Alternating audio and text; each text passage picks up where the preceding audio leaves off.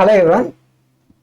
So this is one short review video of properties of solids, where we will be covering the chapter from the point of view of JEE mains and even JEE advanced. So we'll cover all the concepts and even we'll touch upon what are the areas where we'll be able to expect questions, and also what are the kind of models that can be asked from this chapter. So this chapter is yes, I mean, if you look at the recent years, we cannot say that every paper we are getting questions from the properties of solids, but JEE mains level we do have weightage for the chapter.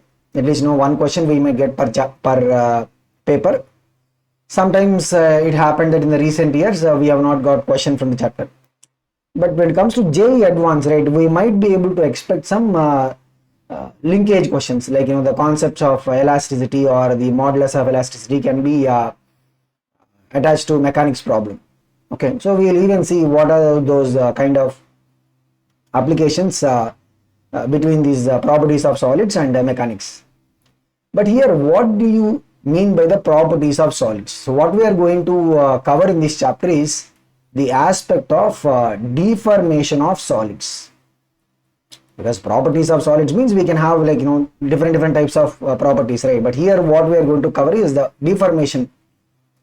Generally, when we talk about solid, right, even in the system of particles and rigid body motion, we have said that rigid body is something where if you mark different points of the rigid body, the relative separation between them, the relative separation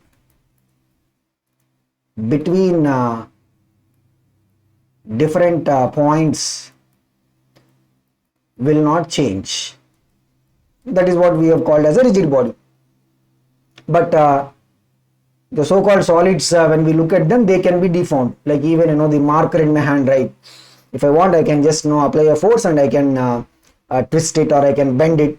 I'm not doing it because it might just stop our class. Okay, but it can be deformed. Not just this, but different solid objects can be deformed. Okay, so how this deformation will happen? I mean, what actually happens when this deformation is occurring, and how do we quantify it? Because in physics we want to quantify everything, right? So how do we quantify the deformation, and what are some of the laws or the relations between these physical quantities related to the deformation? So that is what broadly we are going to cover in the chapter. Now to begin with, right, every body or object will have what we call as the elastic nature. This is something that we have as an intuition, in the sense so we have an object. If you try to deform it, bend it or twist it, when we hear the word elastic, so what is the first thing that will come to our mind? Okay, this will be able to go back to the original shape and original configuration. Okay, so that's what we will generally refer to as the elastic nature of a material. But we will see what actually happens when we try to cause a deformation in the object. We say that okay, objects have got elastic nature, but what actually happens when we are trying to deform them, we will try to understand. Okay, so we'll start with the basics of the elastic nature. So if you look at this visualization, right, we have two plates. One side we have a plate made up of alumina, other we have a plate made up of stainless steel. Now when 1 kg weight is dropped on both of them, right, so what do you see here? This one is bending more, whereas the alumina one, it is not bending much. So we can see what the stainless steel is getting deformed. So we are putting the same weight in both the places, right? Here what is the observation? If you look at the bending as a measure of the deformation, the stainless steel is having a higher amount of deformation. Okay, now if you look at something like a rubber, I'm sure all of us at some point of time would have stretched a rubber band or something. Like you can see here, this can be stretched easily, isn't it? So here we will see that the deformation, if you try to measure the deformation by the elongation of the rubber object, then we will see that the rubber will get deformed more. It's not like everything can be just like that deformed easily. Like if you try to deform a rock, it can also be deformed, but the deformation will be very, very insignificant. We can't probably see it. And if you want to twist a rock, or you want to elongate it or compress it, so you will probably have to apply a lot of force. So this force that is trying to deform these objects, right? I mean, what we have as an understanding so far is when you try to apply a force to deform, some objects will get deformed more and some objects will get deformed less. Okay, but what is this thing that exists in any solid is the intermolecular forces. So every solid you take, right, between the particles of the solid, okay, so whether you call as molecules or ions, I mean, depending upon what actually makes up the solid. So that is something that you will be anyway studying in solid state chapter in chemistry. So how these solids will be actually arranged in the 3D structure, etc. But that is not required for us. So when you look at a solid, right, there will be some, like say we have molecule 1 and molecule 2. I'm just taking one example. These two molecules will stay at what we call as the optimal distance. So that is the distance where the potential energy, so if you try to plot the potential energy with respect to the distance between the two molecules, right, this is where the potential energy will be what? Least or minimum. And this will correspond to what we call as the stable state or the stable configuration. Minimum energy means what? Stable, right? If you try to increase the separation between the particles, what happens? You see, potential energy is increasing.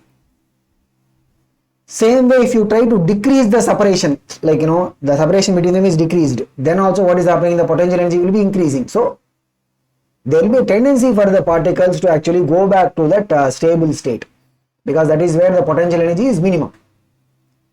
And this results in, so whenever we try to deform the object, what is going to happen? Either the particles are going to come closer or they are going to far away. There will be a tendency for the particles to go back to the original state. So whenever we apply a force to cause deformation, that is what, by the way, we will be calling as a deforming force. We will just talk about it. Okay, so that force which is trying to cause the deformation, we call it as what? Deforming force. So whenever we apply a deforming force, there will be an opposing force. That's what we call as the resistive force.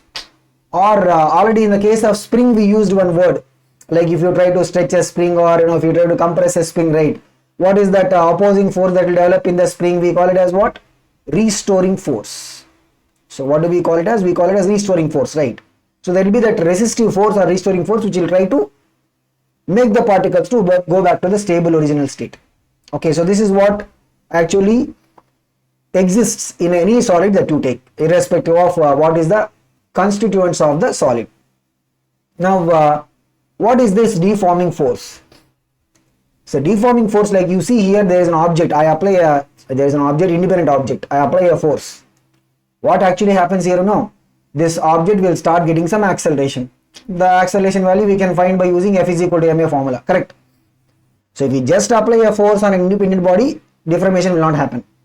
When a force is applied in such a way that the body has no translation motion, the body should not be having any translation motion, but the molecules of the body are forced to undergo a change in their relative position.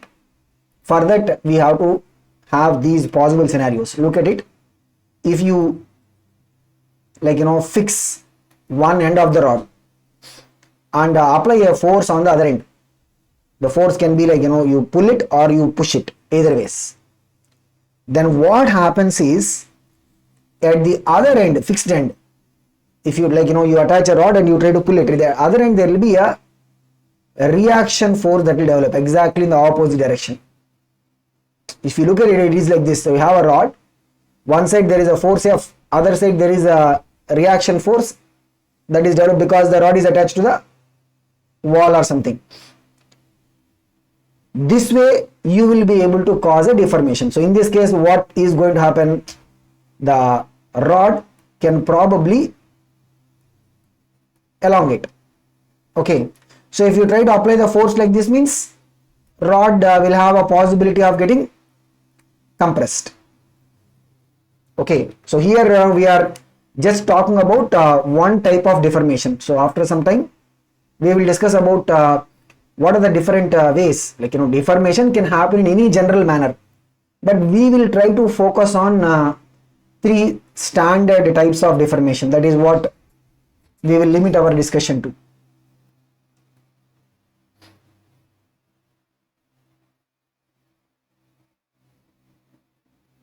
Okay. So here what we are looking at is the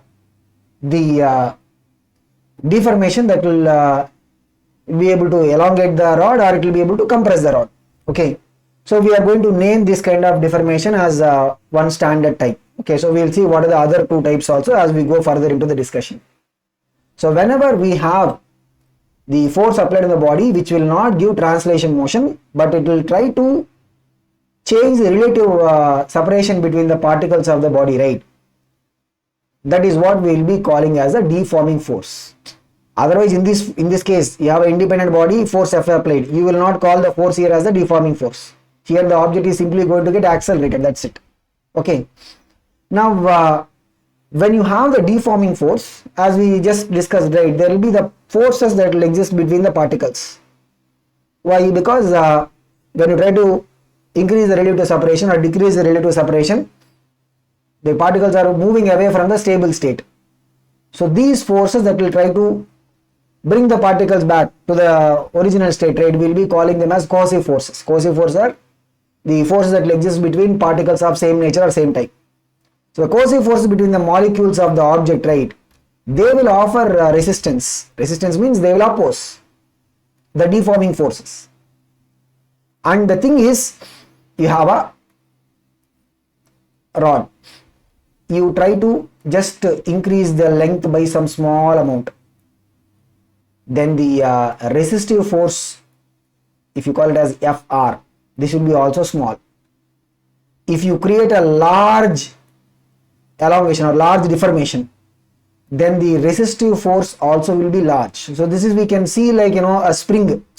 Like if you have a spring, right, what is the restoring force in the spring? It will be what? K times of x, right, where K is the spring constant, x is the amount of elongation or compression. So as the x value is increasing means the restoring force value also increases. Same way here also, the resistive force or resistance force will be increasing with the deformation. And initially when you just apply that deforming force, there will be no deformation. The deformation will start from that time. So the resistive force will be initially 0. Slowly it will increase. Finally, the deformation keeps happening till we reach the equilibrium state. Means what? Think of it, right? So we are applying a force like this, that is the deforming force. The rod keeps getting elongated. The resistive force value will keep increasing.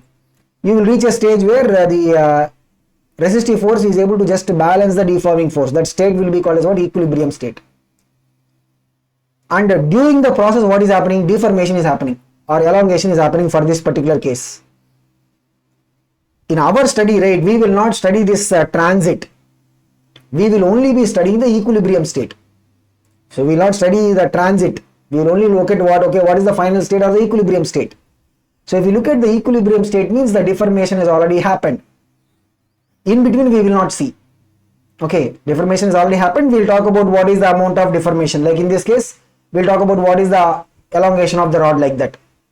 Since we study the equilibrium state, in equilibrium state what will happen? The deforming force value will be equal to what? Restoring force. So that is the reason why in our discussions, right, we will use these words interchangeably.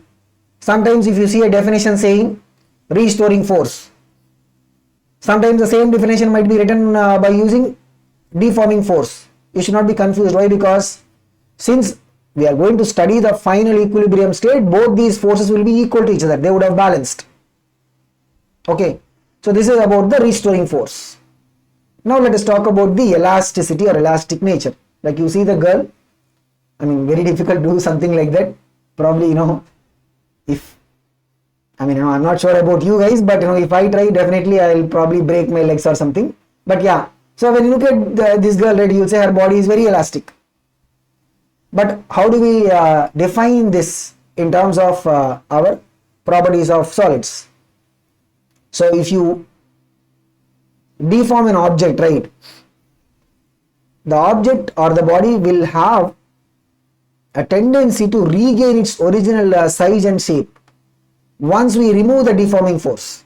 So deforming force is there means it is getting deformed, but once we remove it, it will have a tendency to go back to the original state. So such body we will call it as what? Elastic body. And this property is called as what? Elasticity. So the moment you remove the deforming force, it will go back to the original shape and size. That is what we call as the elastic nature or elasticity. Now we can have objects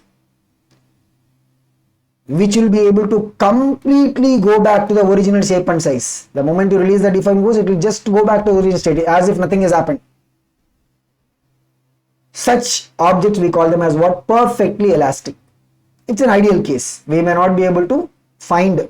In reality, there will be something called as dead deformation. So dead means, it's not about the literal meaning of the word dead, but dead deformation means you release the deforming force, but still some amount of deformation will be left out. The object will not be able to perfectly go back to the original shape and size. Like, you take a plastic object, you keep bending it. After you remove that applied force, you will see some white color scar or something like that on the surface of that plastic object. What is it? It is the dead deformation. The object will not be able to go back completely to its original state. Okay, so this is what practically happens. Practically, we may not have a perfectly elastic object. What is on the other side? If a body is not able to gain the original shape and size after the removal of the deforming force, that property we will be referring to as what? Plasticity. Opposite. The property because of which it will not able to regain its original shape and size will be called as what? Plasticity. If an object does not even show any tendency to regain the original shape and size, means you remove the deforming force just as it is sitting. It is not even showing any tendency to go back to the original shape and size. Then we will call such object as what? Perfectly plastic. It is like what? On one extreme we have perfectly elastic, that is one extreme. Other extreme, what is sitting? A perfectly plastic. But if you look at most of the real world objects, right, their behavior will be in between. It will be neither on this extreme nor on the other extreme. Okay. Now one of the example that we can probably think of is, if you see the preparation of a paratha or roti, right? So they'll have this atta. So once they prepare this atta, you will see that the moment, like you see in the visualization, the person who is preparing it, right, he is just molding it and putting it in a particular shape. It will just stay like that. It will not go back to the original. Like originally you have originally you are having this piece. Okay, the round pieces. You have deformed, you applied the deforming force and it has become like flat. You see, this is not having a tendency to go back to the original shape and size. So we can think of it like what? A plastic object.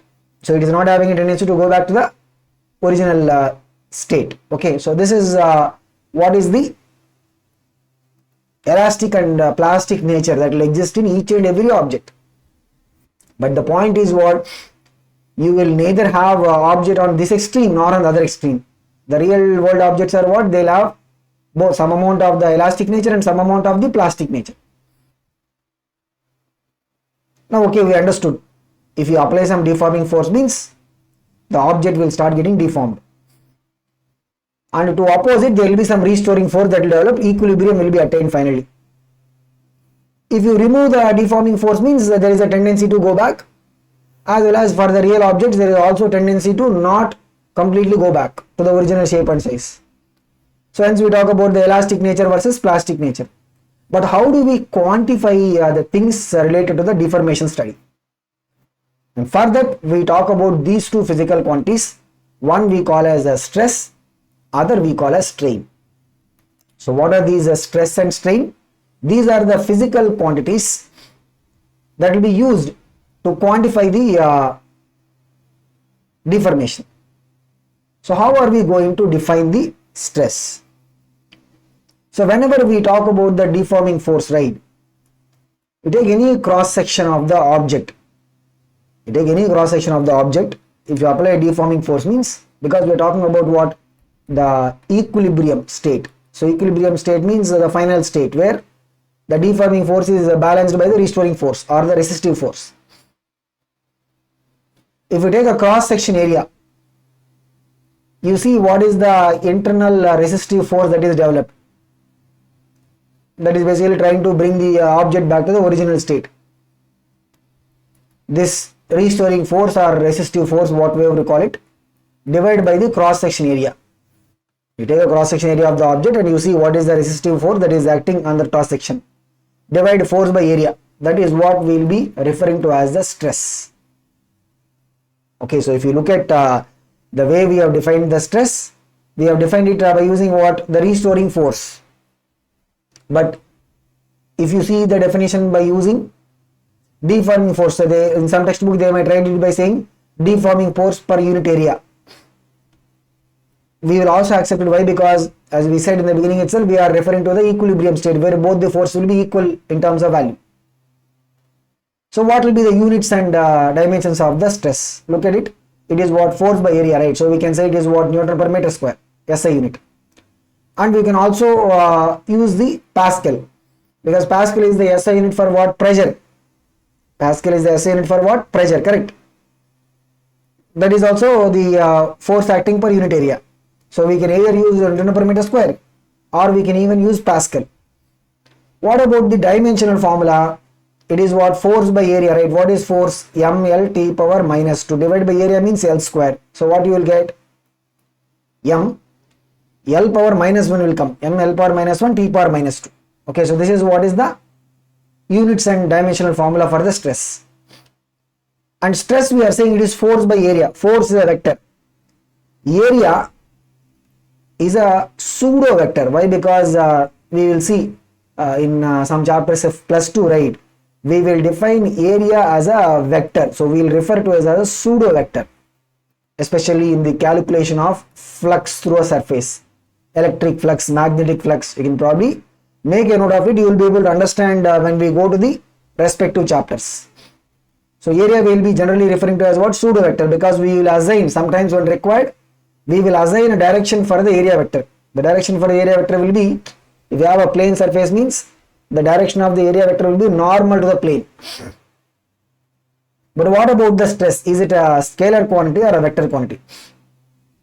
Stress will be referred to as a tensor. Like, you know, in system of particles and rigid body motion, right? We talk about moment of inertia as a tensor. Why? Because it will not have a direction, but the value of moment of inertia will change depending upon which direction we measure, because the choice of axis will determine what is the moment of inertia, right? Like you have an object, you measure the moment of inertia with respect to this axis, it will give a value. You measure the moment of inertia with respect to different axis, it will give a different value, correct? So since the value of moment of inertia will change depending upon which direction we are measuring it, so we'll call the quantity as what? A tensor. So we don't need to go too much into the details of how the tensor operations will work, etc. But here just the basic understanding is sufficient for us. Now stress also we will see. After a while we are going to discuss about different ways of measuring stress. Stress also is going to depend upon in which way or which direction we are measuring it. So hence we will be calling stress as what? A tensor quantity. Okay, so nobody will in detail ask probably questions on this, but just that information, like, you know, so they possibly, like, you know, we might be given a question where they will say, okay, which of the following is not a tensor, like that. Okay, so this is a tensor quantity. Now we said there are different types of deformation that we will study. For those standard types, right, we will see how do we define the corresponding stress. The first case is like what we discussed before, right? You have a rod, you apply a force, a deforming force this way as well as the other way. You have to apply force exactly in opposite directions. Or you take a rod fix it on one end and apply a force, either ways. Because if you do it right, other side there will be that reaction force near the wall that will come. Both are equivalent. This and this are what? Equivalent. Now this is a case where we can produce the deformation. So here what can happen? There is a possibility for the elongation of the rod. Here there is a possibility for the compression of the rod. Correct. Now when a force is applied in one direction of the body such that the shape of the body will not change. The rod will still be looking like what? A rod. The shape will not change, but what can happen? There can be either an increase in the length or there can be decrease in the length. Both of them commonly or jointly we can call them as what? Longitudinal deformation. And the stress that we define will be called as what? Longitudinal stress. So how do we measure it? If you have a cross section area of the rod, like this cross section area, force by the cross section area. Here also same thing. It will be what? Force divided by the cross section area. That is how we will measure the longitudinal stress. Particularly if this is the case where the way in which we apply the deforming force is to increase the length of the rod, we will call it as what? Tensile stress. And if this is to compress or decrease the length of the rod, we call it as what? Compression stress. But both of them jointly we can call them as what? Longitudinal stress. The second type is what we will refer to as the volumetric stress. This can be also referred as the bulk stress. What is this? You take a solid object, apply a force normally in all directions. Then what does it result in? It will result in the change in volume. That's why we are using the word bulk. So generally when it happens is, if you take a solid and keep this in a medium where you have a fluid may be a liquid or a gas, they will apply force normally on the object in all different directions. So if you observe this carefully, right, the way in which we will define the stress here, if you divide the force by the area, total area, what is it going to give us? It is going to simply give us the pressure exerted on that solid by the liquid or gases. The bulk stress or volumetric stress is quantified by using what? The pressure acting on the solid because of the liquid or the gas that is outside. So this will result in what? Change in volume. If the outside pressure we are increasing means volume decreases. Pressure decreasing means what? Volume increases. Okay. The third type of the deformation is the one that will be able to cause a change in the shape of the object. In this we will particularly take one standard example. Like you have a object which is clamped or fixed on one surface. You apply a force exactly on the surface that is parallel to it.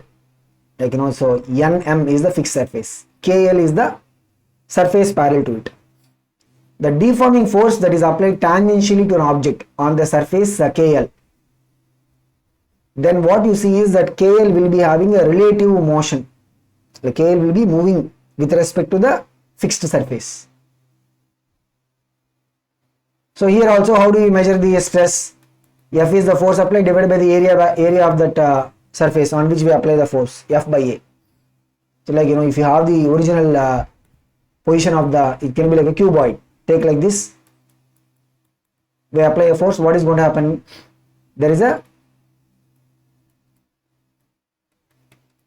relative motion with respect to that fixed surface. So here this particular stress, right, we call it as what? Tangential stress. We can also refer to as the shear stress. We can also refer to it as shear because there is a shear that is being created in the object, and this generally what you can see, it is able to change the shape of the object. So these are the three different or the standard types of deformation that we will focus on. One is what? Like a 1D object, you take a rod or a wire like that, the deforming forces that will be applied to either increase the length of the rod or decrease the length of the rod. That is what we will be referring to as the longitudinal. Second is take a general solid object, keep this in a fluid. The fluid pressure will be acting on all different sides of the body. That is what will be resulting in a change in volume. Okay, so we will refer to it as what? The bulk bulk stress or volumetric stress case. Third is what? The tangential stress or the shear stress. In this, what we need to keep in mind? We will refer to this very simple example of an object having parallel surfaces. One surface we fix it, other surface we apply the tangential force. As a result, what we will get? There is a change in the shape of the object. Okay, so this is the tangential stress or the shear stress. Now, how do we quantify the? So, the stress is it's like a cause. What is the result? Result is the deformation. Result is what? Deformation. So how do we measure this result or outcome? Deformation. So we'll measure it by using what we will be referring to as a strain. So an object is having a configuration. Because of the deforming force applied, there will be a change in the configuration. What do you mean by configuration? We will see. We have talked about 3 different cases, right? In each case, configuration means we will be talking about a particular measurement. So whenever there is a deforming force applied, there will be a change in the configuration. So change in configuration by original configuration. What exactly is the meaning of the configuration? We will see. We will define that depending upon the 3 cases. Whatever is the change in the value of the configuration, it may be length, it may be volume. Okay, so change in configuration by original configuration. If you look at this definition, right, we can clearly see what is it going to be. It will be a quantity with no unit and also no dimensions. It will be what? It will be a quantity with no units and no dimension. Okay, so we will see what is this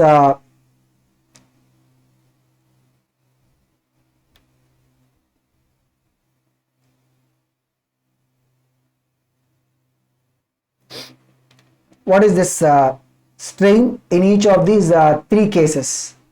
So first we will talk about the longitudinal strain. So let's say, for example, we have a rope or a wire. To this we attach a weight, we hang a body of mass m. So what will be the weight of that body? mg. So this is like the force acting on the wire. Okay, this is the deforming force. Now because of the deforming force, there will be change in the length of the wire. So the change in length by original length. So that is how we will measure the longitudinal strain.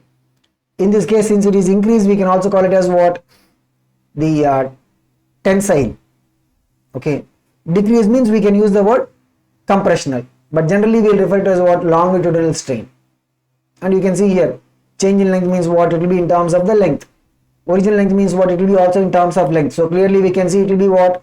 A quantity with no units and no dimension. Okay. Now, if you keep, like we discussed, a solid in a fluid medium, there will be a change in volume. So the volumetric strain, this can be also called as what? Bulk strain, will be what? Change in volume by original volume. So we can say it as what? Delta V by V. Okay. Now, when we look at the third category, the shear strain, this can be also sometimes referred to as the rigidity. Okay, so what is this shearing strain?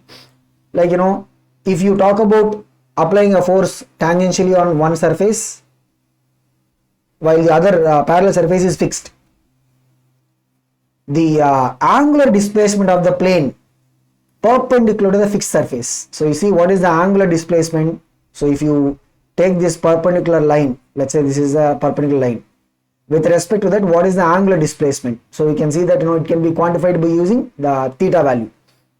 Generally this theta will be what? It is going to be a small one. Theta will not be large, it will be what? A smaller one. So we see this can be also measured in different way. Like say if this top surface is moving, translation moment is delta x, and the perpendicular distance between both the parallel faces is h. You see in the right angle triangle, right, what is tan theta value? It will be what? Delta x by h. For small values of theta, right, tan theta will be equal to what? Almost theta. So we can define the shearing strain either by using theta or delta x by h. Both ways we can define it. Okay. Now we talked about the three standard type of deformation that we are going to study.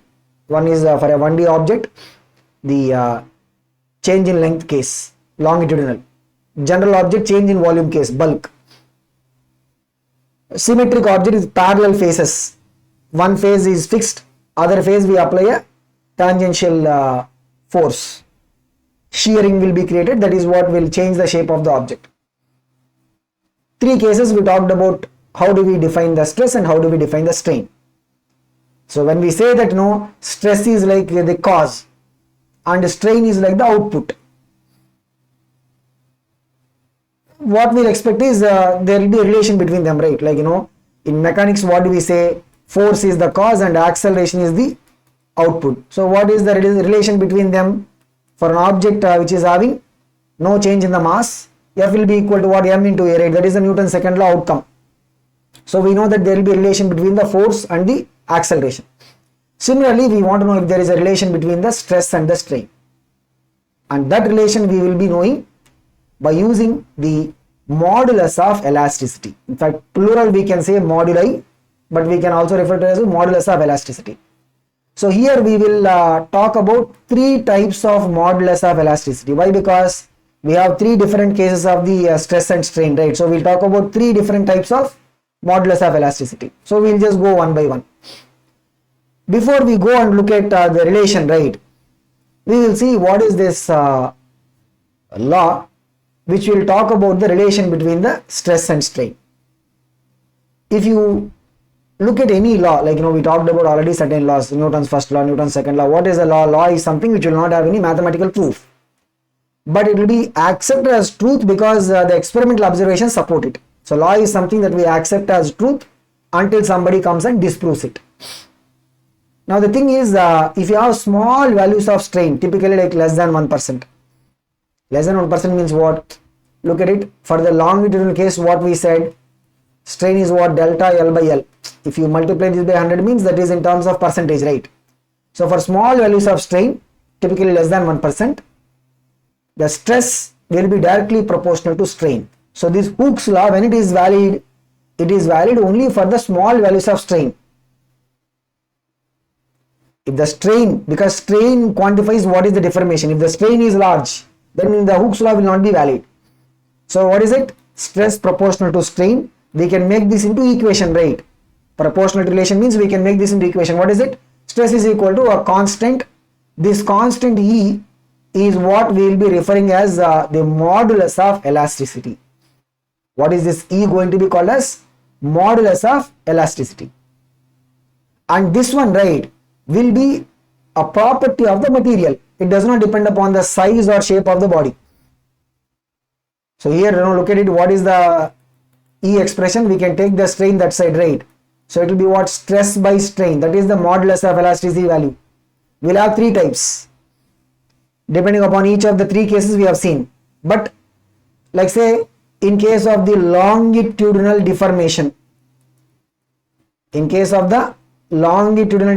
right, we will be referring to this modulus of elasticity with a name called as Young's modulus. What is the name that we use for that? Young's modulus. Okay. So we will say Young's modulus of iron, Young's modulus of copper, like that. It will be a property of the material. It does not depend upon the shape and size of the body. Okay, so this is something that we need to keep in mind.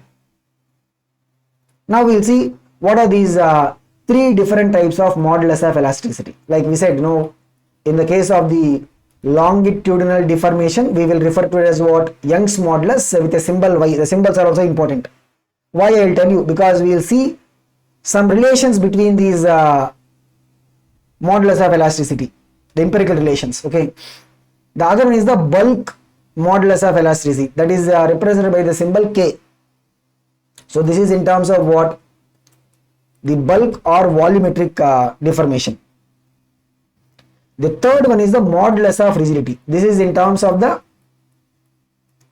shearing deformation. When it will be used in case of the shearing deformation. So this is represented by the symbol eta. So Young's modulus Y, bulk modulus K, and modulus of rigidity This can be also called as shear modulus. We'll talk about the Young's modulus first. Like, you have a wire, we apply a force, deforming force, change in length by original length is what? This is what? Strain. F by A means what? This is the stress. That is the formula, right? Any modulus of elasticity is what? Stress by strain. If you just rearrange them, means what is it? The L will go to the numerator, A will come to the denominator. So FL divided by A into delta. This is what? The Young's modulus. Okay. Now, when you look at a spring and a wire, for a spring, right, the restoring force is equal to what? K into X. K will refer to as what? The spring constant, and X is the amount of elongation or deformation. Similar to that, for a wire also, we will refer to something called as force constant of the wire. This will be analogous to the spring constant. How we will get? I'll tell you. If you look at this spring force formula, right, how do you know K value? For a elongation value or compression value, X which is equal to 1. If you put X is equal to 1 means whatever the force in that case will be equal to what? K. Similar to that, here look at it. If you put delta L value is equal to 1, why? Because delta L is the change in length, right? Put that is equal to 1, then what you will get? This is actually what? FL by A into delta L, right? So delta L is 1 means what? Y is equal to FL by A. So from here what we will get is YA by L, that is the force value which is there for unit elongation in the wire. The force required to produce unit elongation in the wire, that is what we will be calling as what? The force constant of the material of the wire. This is just like the spring constant of the spring. I'll tell you what is the benefit of this. If you use this, right, from now onwards, for the case of the theoretical discussion of the results, we can treat the wire as an equivalent of the spring. A spring will have a spring constant, wire will have what? Force constant. What is the force constant of the wire? YA by L, that's it. So we'll see, in fact, when we go to some results later, how the derivation that we already did in the case of the spring, right, we will just try to use them as it is by the help of this force constant concept of the wire. Okay, so this is what is the force constant of the wire. Okay, so in this YA by L formula, what is Y Young's modulus? A is the area of cross section of the wire. Okay, so A is what? This area of cross section is A. L is the length of the wire. Okay. Now the other modulus of elasticity is bulk modulus. This can be, represented by the symbol K. So what is this? It is also what? Stress by strain, right? Any modulus is what? Stress by strain. Now bulk modulus, you can see here we are putting a symbol B. Some textbooks they will also use the symbol B. Okay, like sometimes you just see the symbol B, don't think it is something else. So this is what? Referring to the bulk modulus. But why are we going with the symbol K is, we will see some relations later. There we are going to use the symbol K. So in our discussion we'll continue with the symbol K only. But some textbooks might use the symbol B. So B there is referring to what? Bulk modulus only. Okay. So bulk modulus will be equal to what? Stress by strain. As we said, the stress will be quantified by what? Pressure created by the fluid. Correct. So it should be what? P divided by strain is what? Change in volume by original volume. But we are putting a minus here. Why? Because if you increase the pressure of the fluid, what is going to happen? Volume decreases. Delta V will be what? Negative. If you decrease the pressure means volume will increase. Delta V will be positive. So what we see is that the pressure increasing means what? Volume decreases. Pressure decreasing means volume increases. So there is a negative relation between them. That is the reason why, because we want to have all the modulus values to be positive. We want to have all the modulus of elasticity value as what? Positive. That's why we put a negative sign. So the negative sign is used for what? Because the pressure and volume change will have inverse relation, right? Pressure increasing means volume decreases. Pressure decreasing means volume increases. That's why we put a minus, because from this what we will get? The bulk modulus. We will be using the symbol K. Some textbooks might use B. but we are trying to achieve the bulk modulus to be what? Positive. That is the objective here. Okay. The gases particularly will not be having, so we will see that, you know, after some time when we talk about the properties of these modulus of elasticity, fluid means what? Gases as well as liquids, they will only be having the bulk modulus. Defining Young's modulus or the rigidity modulus for the fluids, both gases as well as liquids, does not have a meaning. Why? Because you take a fluid, liquid or something, you apply a force along the length.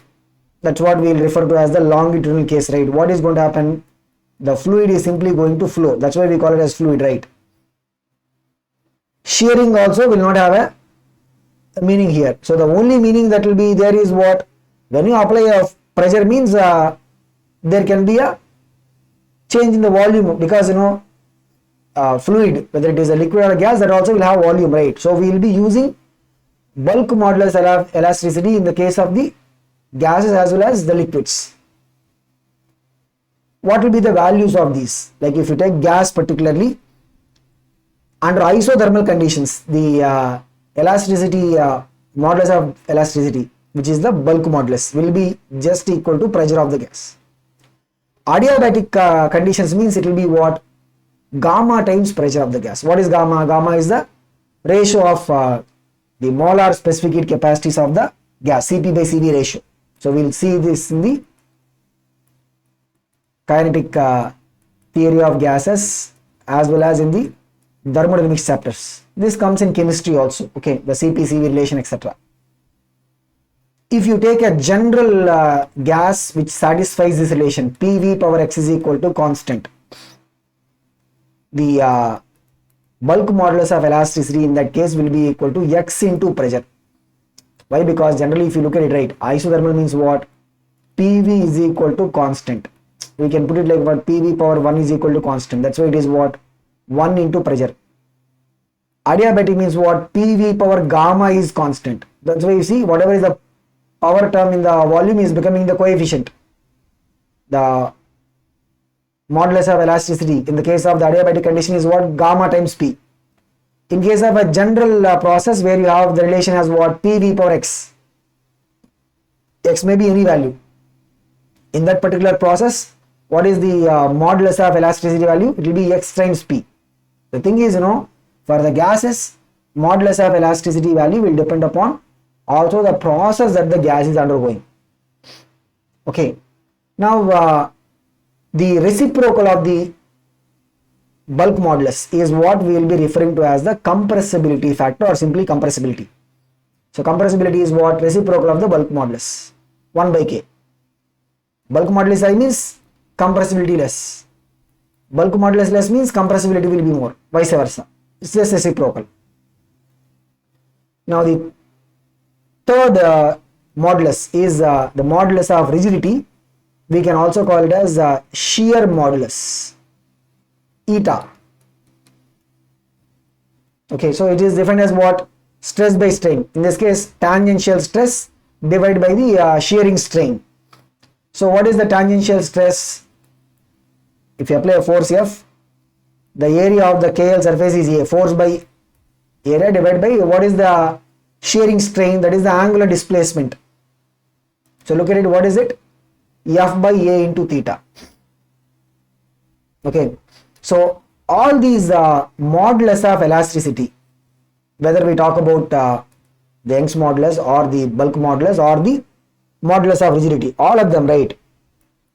Look at the formula. What is the formula? Stress by strain. Correct. Strain will not have any unit, no dimensions. Means the modulus of elasticity units will be same as what? Stress units. Its dimension formula will be same as what? Stress dimension. Which is what? Dimensions is what? M L power minus 1 T power minus 2.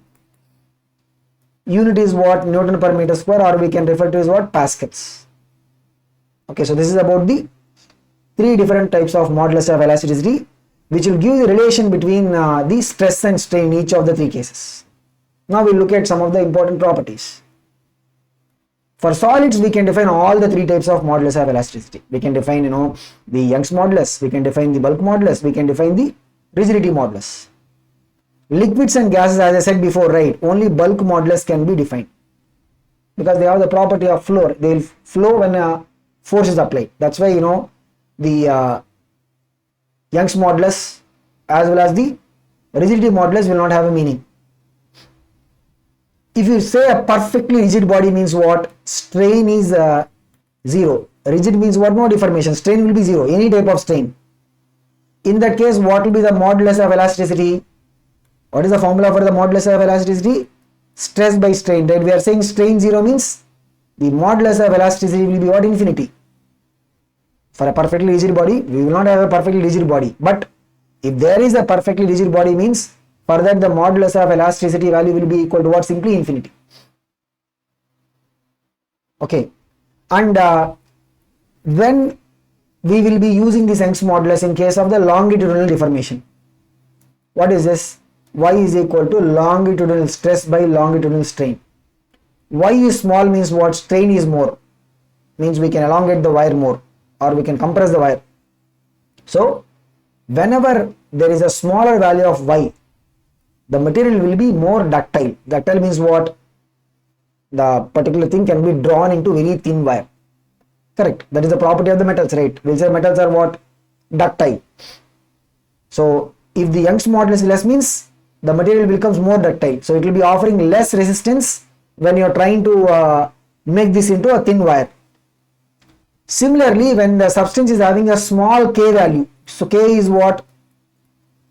Bulk stress by bulk strain. K is less means what? In that case the strain will be more. Bulk strain means what? Change in volume. Means we can easily change the volume of the object. So in that case, the object becomes more malleable. So malleability is generally what? You can make the object into thin sheets. We can spread it.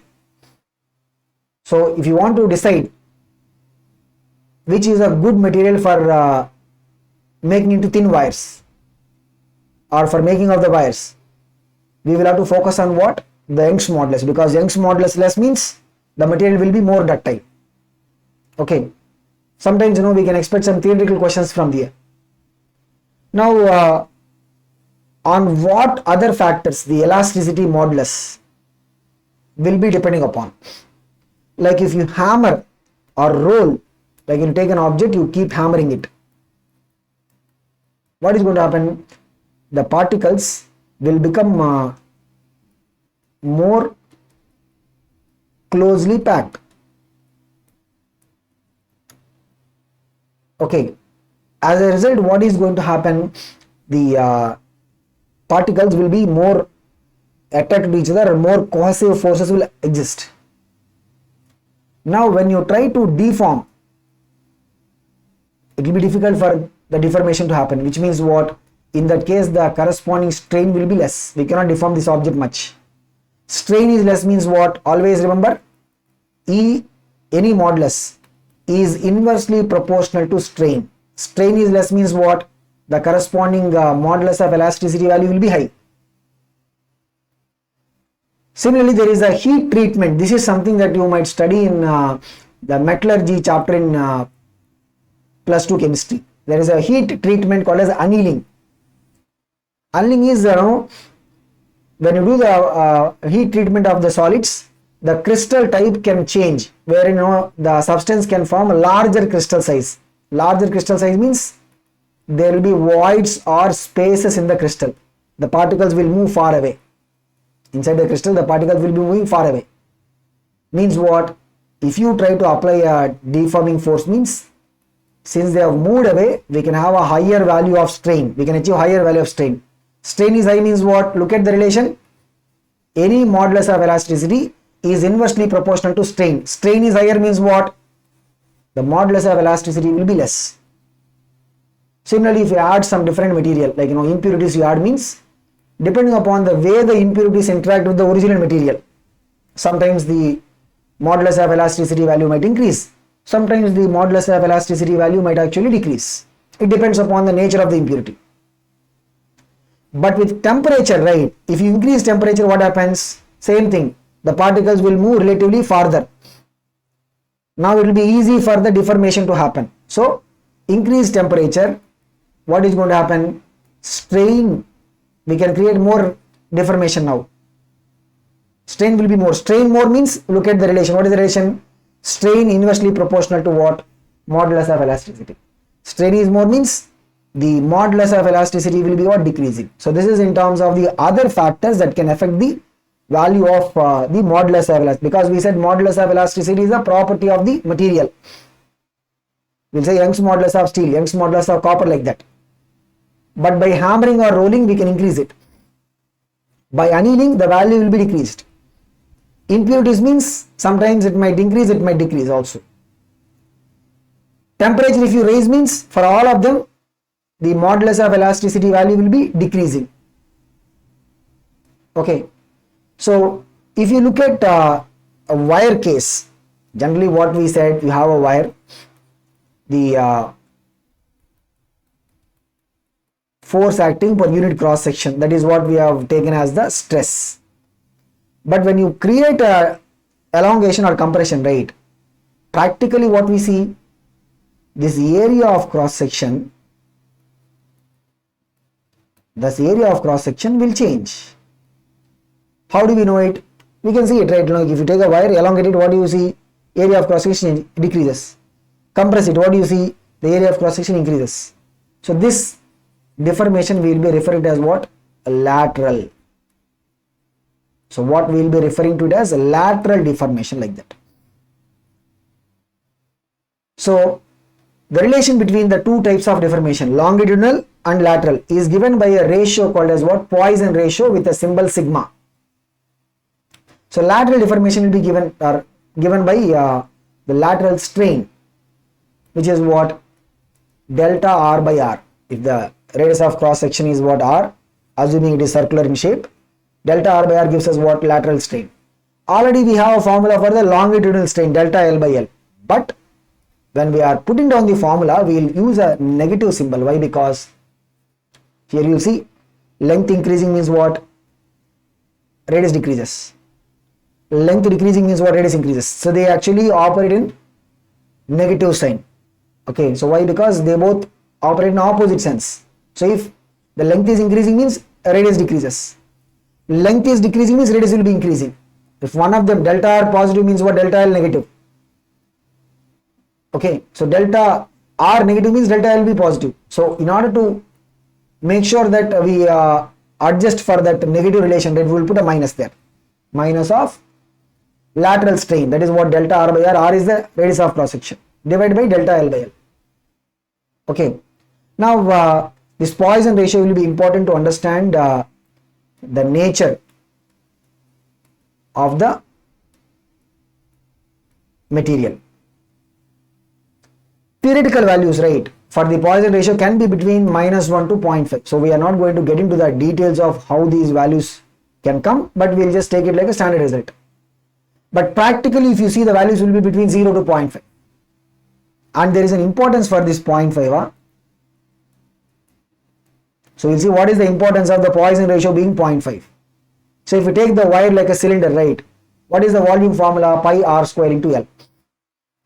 If you want to find change in volume, we will use a logarithmic relation. So ln V is equal to what? Ln pi plus ln R square plus ln L. Okay, ln R square means what? 2 ln R. If you take a derivative, means dV by V is equal to what? 2 times dr by R plus dl by L. This will give us what is the approximate relation in terms of the fractional changes.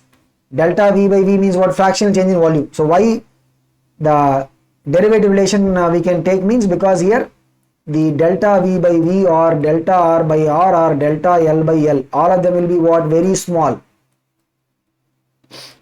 That's why we can take this relation. This relation, right, we will also use this in error analysis. The logarithmic relation, or we call it as what? That derivative based relation. Okay. So delta V by V is equal to what? 2 times delta R by R plus delta L by L. Maybe you can just go back and refer to that. error analysis discussion where we'll use these kind of relations. So if you see this right, already we have a sigma value that gives a relation between what, delta R by R and delta L by L. So what is it?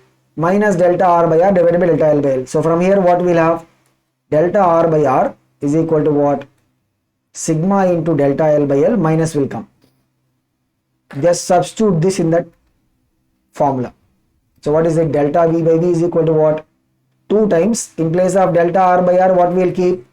Minus sigma into delta L by L plus delta L by L. Okay. So if you take the delta L by L common, so here if you take delta L by L common, right, what we'll get is 1 minus 2 sigma. What is it? Delta L by L into 1 minus 2 sigma. Now if you want to have the volume change 0, when is it possible? Your sigma should be what? 0.5. So when we are trying to deform the object, we know that as we are trying to create the longitudinal deformation, there will be lateral deformation also. But when volume change will be 0, when the volume of the object will be intact, when the sigma value or the Poisson ratio will be equal to 0.5. That is the importance of the Poisson ratio being 0.5. Okay. Now this is what we are referring to, right? The relations. Okay, so here y is what? The Young's modulus, and k is what? The bulk modulus. In some textbooks they will even use symbol b, but we are going with k. Eta is what? The rigidity modulus, and sigma is what? Poisson's ratio. So look at these relations. Y is equal to what? 3k into 1 minus 2 sigma. Y can also be expressed in terms of eta and sigma. What is it? 2 times eta into 1 plus sigma. Okay, so from there we can also get a third relation. Sigma will be equal to what? 3k minus 2 eta by 2 eta plus 6k. Fourth relation is what? We can have two forms of it. The reciprocal form. 9 by y is equal to what? 1 by k plus 3 by eta. Otherwise we can rearrange and write it like what? Y is equal to 9k times eta by eta plus 3k. Make a note of these relations, because definitely if there is a question, right, it is going to be straightforward. Just we'll have to use these relations and get it. Like, you know, they can give us k and sigma, they can give us and ask what is the y, or they can give us sigma and eta and ask y, like that. So the questions are going to be straightforward over here. Now we said the stress and strain relation is given by what? The modulus of elasticity. But the relation, what is the relation we had? Stress directly proportional to strain. When is it valid? For small values of strain only. It is not like, you know, it will be valid each and every time. Only for small values of strain this is valid. If you keep on increasing strain, what is going to happen? That we will try to understand through the stress strain curve. So for that, you know, we will refer to the longitudinal case. This is an experiment, you know, even in the +1 level, you will probably do this experiment. Like, you take a wire, side you will put a scale. The scale will be indicating what is the amount of elongation of the wire. You have the tray where you can keep the weight. As you attach more and more weight means what? The force will be increasing. Force increasing means what? The delta L value also increases. So force by the cross section area of the wire, that will give us what? Stress. Delta L by L will give us what? Strain. So we can plot. Step by step we can increase the weight, means we will know we are increasing stress. The corresponding strain value we will try to plot on the graph, and that is what we will be calling as the stress strain graph. Okay. So this graph we are depicting for the longitudinal case. So initially, if the stress applied is 0, strain also will be 0. You will see up to the point A, there will be a straight line relation. The point A will be called as what? Proportional limit. So here the Hooke's law will be valid. Up to which point? Point A. What is that point A going to be called as? proportional limit. Why? Because we have a proportionality relation here. That's why. Once you cross point and keep increasing stress up to the point B can be called as a yield point, or we can also refer to it as what? Elastic limit.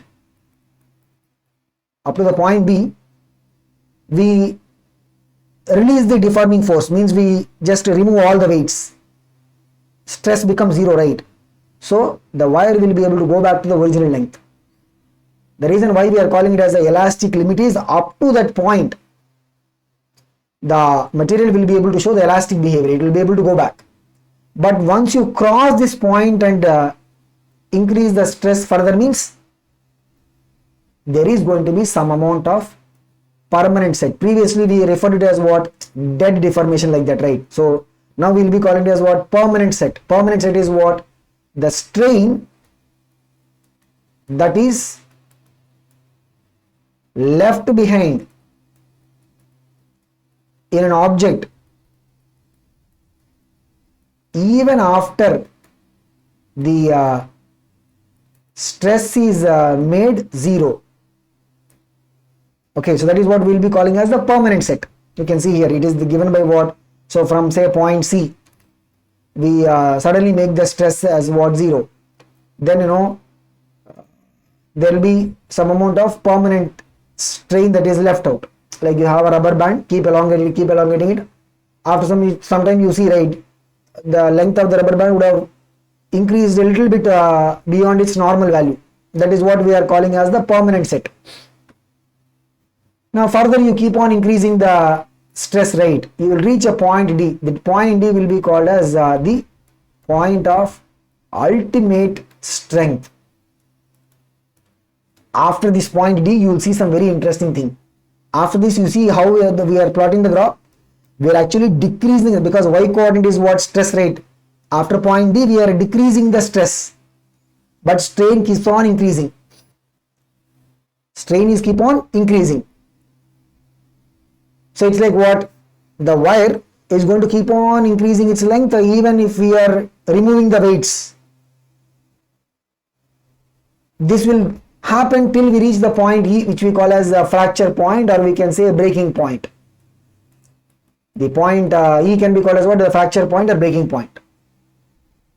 So this is about the typical stress. It's not like every material is going to have the same pattern. We will have some variations. If you look at the elastic behavior, we said it is going to be there till the yield point or the elastic limit. Up to this point, once you make the stress zero, the wire will go back to its original length. Okay. Now, is it like it is going to just go back to the original length in the moment you release the stress? Is it just going to go back just like that? No. It is going to slowly go. There will be some lag. So what is going to be there? There will be some time lag. The moment you make stress zero and till the time strain becomes zero, there will be what? There will be a lag is going to be there. This time is what we will be referring to as what? The relaxation time, elastic relaxation time. What is it? The time delay in restoring the original configuration after the removal of the deforming force is called as what? The elastic relaxation time. But for some materials like quartz, we will see that this elastic relaxation time will be almost negligible. They will, the moment you make the stress zero, they will just go back to the original configuration. Between D and E, D is what? The point of ultimate strength, and E is what? The fracture point or the breaking point. If these 2 points are very close, it means what? After the wires start getting elongated fast, immediately the wire will break. So that material we will be referring to as what? Brittle materials. They will not be suitable for making into thin wires. But if they are far apart, means what? Even after the stress is reduced, the wire keeps, like instead of it like this, if it is like this, right, the point E is here, we can keep on elongating the wire to whatever length we want. So that type of materials will be suitable for what? The ductile property. Okay, so the relative separation between the ultimate strength point and fracture point. They are very close means what? The material will be having a brittle nature. Break. Immediately break, it breaks. If they are far apart means what? It will be having a ductile nature. Now the minimum value of stress that is required to break a wire. So this is something, this word, right, breaking stress word, we will see this will be used in numericals also.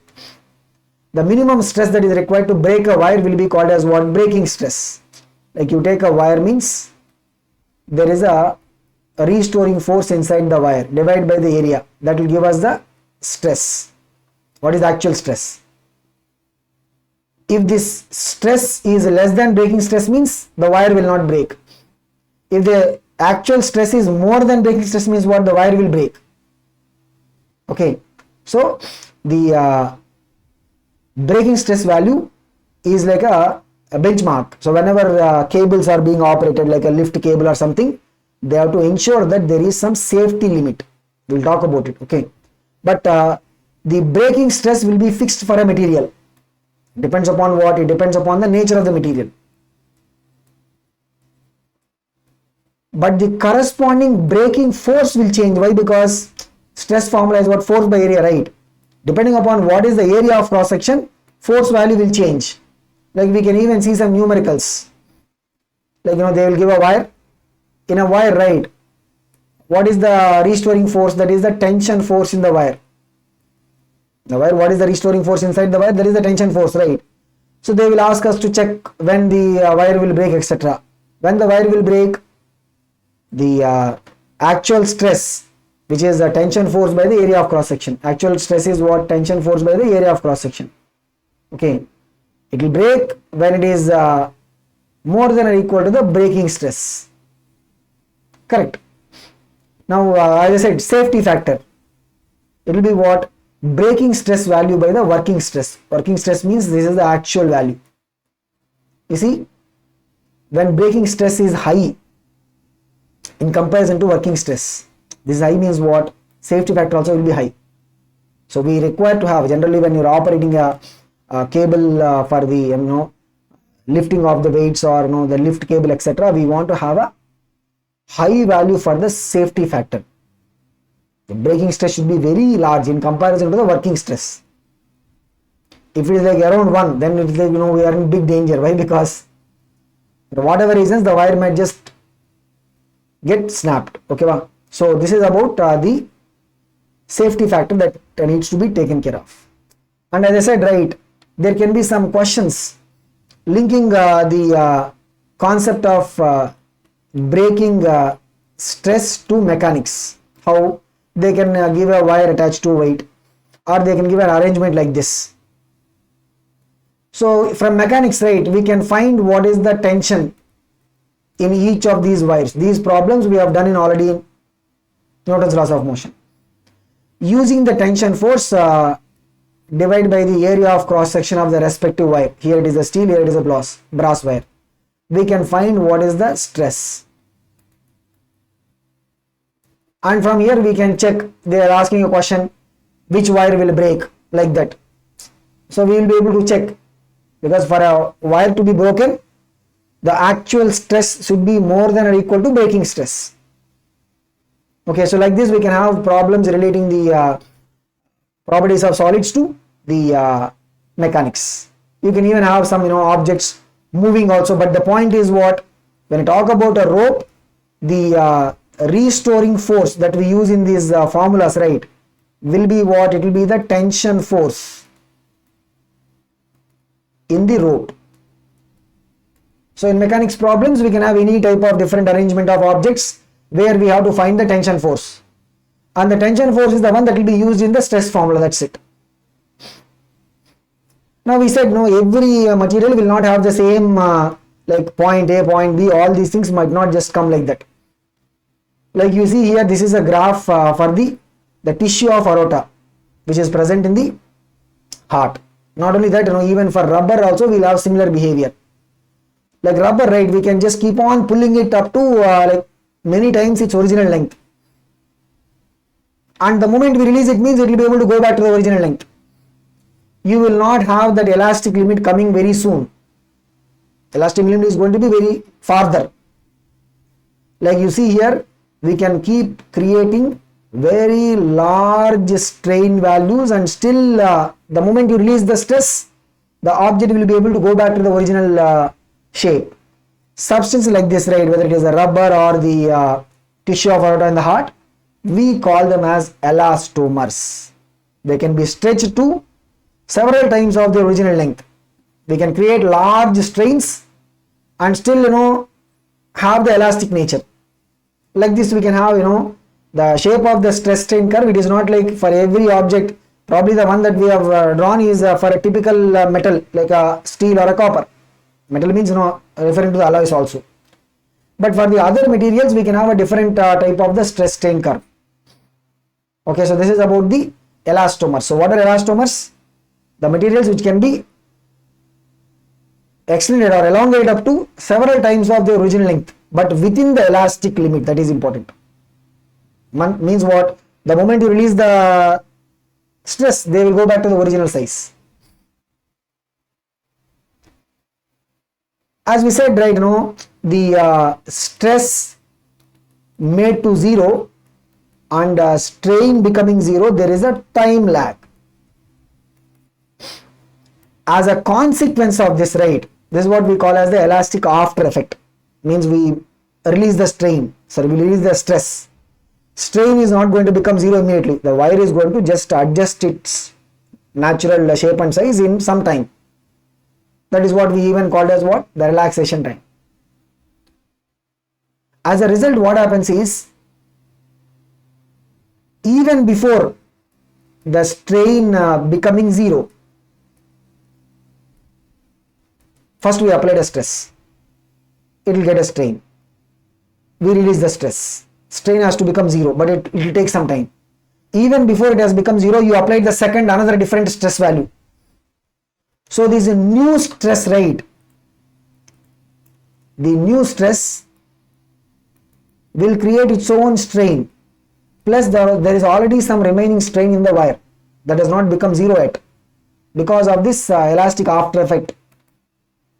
As a result, what we see, the overall strain will be higher than what it is expected. So when you subject a wire to rapidly changing stress, the strain value will be greater for a given stress because there is already some historic strain that is left. That is why this is also referred to as what? Elastic hysteresis. Elastic hysteresis is what? The historically present value of strain also will be added to the present strain. So this strain lag, we can also call it as a strain lag. Strain will always lag behind the stress. And as a result of it, if you look at the loading and unloading of the curve, like you take a wire, you keep on loading it. So you see stress strain relation initially will be like that.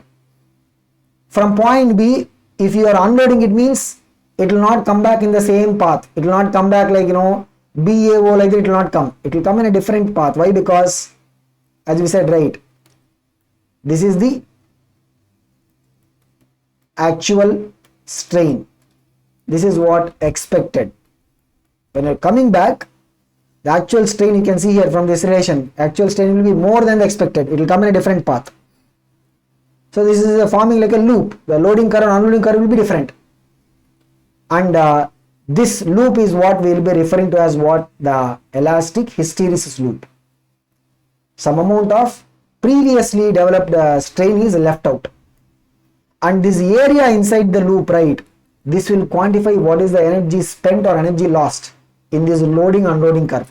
The area of the loop OA, BC, O represents what? The energy lost during the loading and unloading of the object. Okay, so this is what we will be referring as the elastic hysteresis. Now we will see that in magnetism also we will be referring to as something called as a magnetic hysteresis. So we'll talk about it when we go to the magnetism chapter. Like in a wire we have what?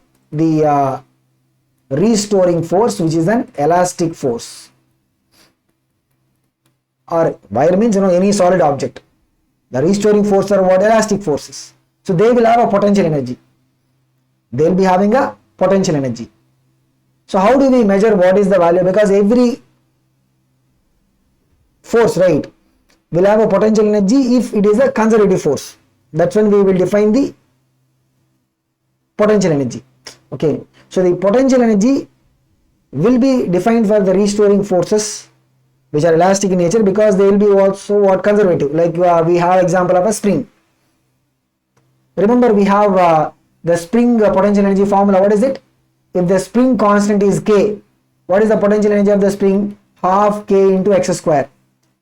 As it is for a wire, what is the formula we can write? Just now we said, right, half into K, force constant of the wire, into delta L the square. Delta L is what? Change in length. As it is, we can treat the wire like a spring. Okay, so in this, what is the K value? Ya by L, substitute. Now we'll rearrange. Okay, before we rearrange, right, this is the potential energy, this is the total potential energy in the wire. We'll see what will be the potential energy per unit volume, so which we can also call as the energy density.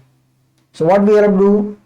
Potential energy divide by the volume. So if you take the wire to have a cross section area A and length L, what is the volume?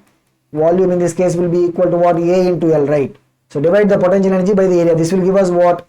The energy density. Now we can see here A gets cancelled, and what we'll have? Half into delta L by L into Y into delta L by L. What is this? Half into, this is what? Strain into Young's modulus into another strain. Correct. So what is the formula? Half into strain into Young's modulus into strain. So what is this? This is the formula for what? The energy density inside the wire. Now what is Young's modulus into strain? This is stress, right? So what is the energy density stored inside the wire? Half into stress into strain. Energy density means what? Energy per unit volume. Now this formula we have derived by using the concept of the Young's modulus or the longitudinal deformation of a wire. But for the other deformations also we can use the same formula. What is it? The energy density stored in an object is equal to what? Half into stress into strain. We done the derivation by using a particular example, but we can use the formula for the other deformations also.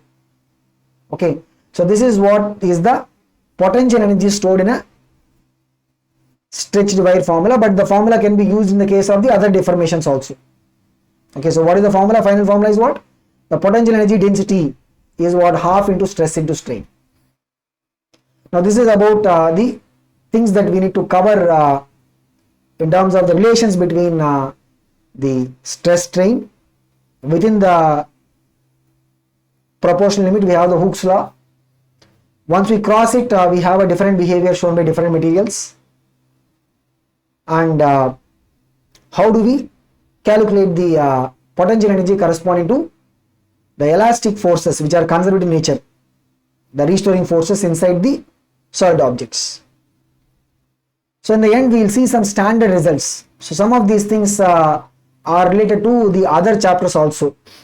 Like you have a rod of length L and area of cross section A. We fix it on both ends between two walls or two fixed supports, and then we simply heat it to create a temperature change. In the thermal properties of matter we will see change in length of that rod will be equal to what? Original length into alpha into delta T. Alpha will be called as the coefficient of thermal expansion. So this formula will again use when we go to the thermal properties of matter. There we'll talk about the different types of expansions of the substances. What is alpha here? Coefficient of thermal expansion. Now the rod is fixed on both ends. So this much the length should have increased, but since it is fixed, that much length is not going to increase. Or if you take delta T positive means what? Delta L positive. Delta T negative means delta L also will be negative. Okay, so increasing temperature, length increases. decreasing temperature, length also will decrease. But since we fixed it, right, this delta L cannot happen because it is fixed, and this is going to result in a strain. This is going to result in a strain. Okay, so how do you measure the strain? Delta L by L. Just look at the formula. Delta L is what? L alpha delta T by L. What is it? Alpha delta T. So this strain that is developed because of the heating or change in temperature, right? When you have a rod fixed between both ends, what is it, the strain going to be called as? Thermal strain. And the corresponding stress, right? The corresponding stress will be called as what? Thermal stress. What is the thermal stress will be? What stress is? Young's modulus into strain, right? The stress will be called as what? Thermal stress. Now if you have a wire which is hanging because of its own weight, where the weight of the wire will be acting at the midpoint, right? So it's like what? You can think of cutting the entire bottom half. There is a weight of mg acting at the midpoint. So here what will be the elongation of the wire? What is the formula? What is the formula we have?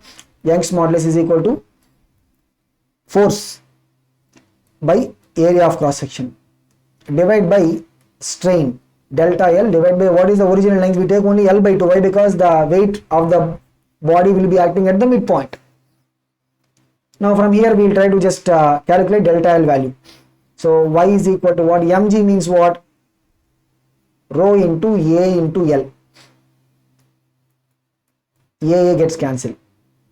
Divide by what is it? 2 delta L. L will go to the numerator. So what you will have?